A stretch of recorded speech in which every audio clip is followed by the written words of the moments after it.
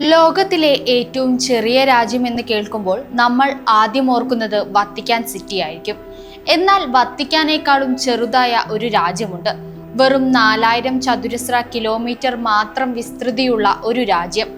ഇംഗ്ലണ്ടിൽ നിന്ന് ഏകദേശം 10 കിലോമീറ്റർ അകലെയുള്ള കടലിന്റെ നടുവിൽ സ്ഥിതി ചെയ്യുന്ന സീലാൻഡ്. സ്വാഗതം ഡീപ് ഡൈവിലേക്ക്.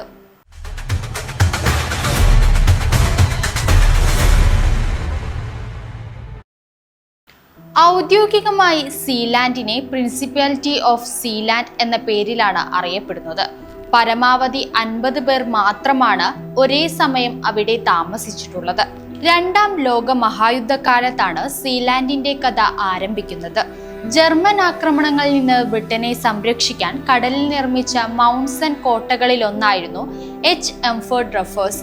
എഞ്ചിനീയറായ ഗൈ മൗണ്ട്സൺ രൂപകൽപ്പന ചെയ്ത ഈ കോട്ടകൾ പ്രധാന ഷിപ്പിംഗ് പാതകളെ സംരക്ഷിക്കുകയായിരുന്നു ചെയ്തിരുന്നത്. പിന്നീട് 1956 ഈ കടൽക്കോട്ടകൾ ഔദ്യോഗികമായി ഉപേക്ഷിക്കപ്പെട്ടു. കാലക്രമേണ മനുഷ്യരുടെ സാന്നിധ്യം നഷ്ടപ്പെട്ട ഈ കോട്ട കടലിന്റെ നടുവിൽ ഒറ്റപ്പെട്ട നിലയിൽ മുൻ ബ്രിട്ടീഷ് ആർമി മേജറായ റോയ് ബാറ്റസ് കണ്ടെത്തി. ആദ്യഘട്ടത്തിൽ ഇവിടെ ആരംഭിച്ചത് ഒരു പൈറേറ്റ് റേഡിയോ സ്റ്റേഷൻ ആയിരുന്നു. പിന്നീട് 1967 റോയ് ബാറ്റസ് ഈ പ്ലാറ്റ്ഫോമും സ്വതന്ത്ര രാഷ്ട്രമാണെന്ന് പ്രഖ്യാപിച്ചു. സ്വയം രാജാവായും ഭാര്യയെ രാജ്ഞിയായും അദ്ദേഹം പ്രഖ്യാപിച്ചു. ആദ്യം എല്ലാവർക്കും ഇതൊരു തമാശയായി തോന്നിയെങ്കിലും പിന്നീട് സീലാൻഡിൽ അദ്ദേഹം സ്വന്തമായി ഒരു ഭരണഘടന, ദേശീയ പതാക, ദേശീയ ഗാനം എന്നിങ്ങനെ ഒരു രാജ്യത്തിനാവശ്യമായ എല്ലാ പ്രതീകങ്ങളും സൃഷ്ടിച്ചു. ഒരു രാജ്യമായി സീലാൻഡ് ലോകത്തിനു മുന്നിൽ സ്വന്തം നിലപാടുറപ്പിച്ചു.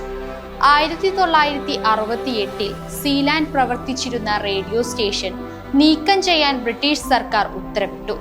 എന്നാൽ ഇത് ഇരുവിഭാഗങ്ങൾക്കും ഇടയിലുള്ള സംഘർഷാവസ്ഥയ്ക്ക് പ്രധാന കാരണമായി.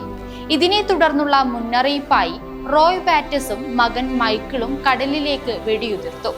ഇതോടെ ബ്രിട്ടീഷ് കോടതി സംഭവം നിരീക്ഷിച്ച് കേസ് ബ്രിട്ടീഷ് അതിർത്തിക്ക് പുറത്താണ് നടന്നതെന്ന് വിലയിരുത്തി. ഇതിനെ തുടർന്ന് കേസ് പരിഗണിക്കാൻ ബ്രിട്ടീഷ് കോടതികൾ തയ്യാറായില്ല. ഈ തീരുമാനം സീലാൻഡിന്റെ സ്വതന്ത്ര അവകാശത്തെ പരോക്ഷമായി പിന്തുണയ്ക്കുന്നതാണെന്ന് ചിലർ വിലയിരുത്തി.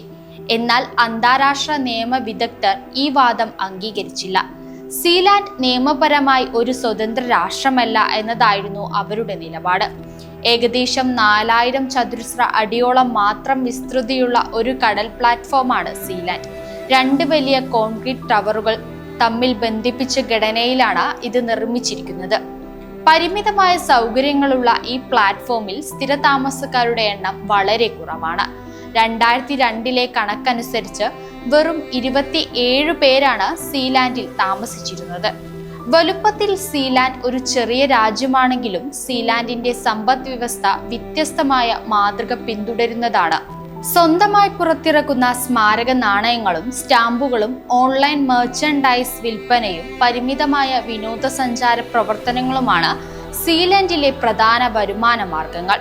സീലാൻഡ് സന്ദർശിക്കുന്നവർക്ക് ഒരു രാജ്യത്തിലേക്ക് പ്രവേശിക്കുന്നത് പോലെ തന്നെ തിരിച്ചറിയൽ പരിശോധനകളും സുരക്ഷാ നടപടികളും എല്ലാം പാലിക്കേണ്ടതുണ്ട്.